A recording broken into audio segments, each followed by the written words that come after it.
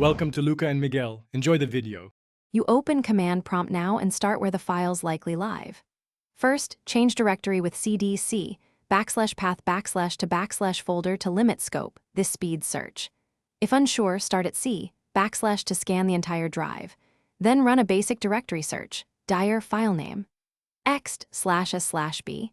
You do this because cd scopes the search and dir/s walks subfolders, while /b gives clean paths ready for copy or open. Once done, review results.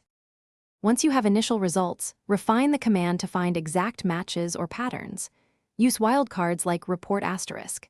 PDF to capture variants. This helps when you forget part of the name. Add dir/s/b/od to sort by newest first, or dir/s/b/ad to exclude directories.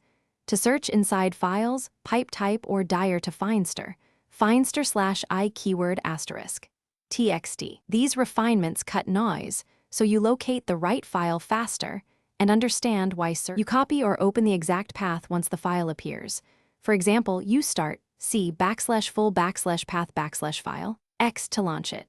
To copy the path, echo C /full/path/file X clip for quick pasting. If the search returns nothing, make sure hidden or system files aren't excluded. Use dir/a to include them and verify you search the right drive.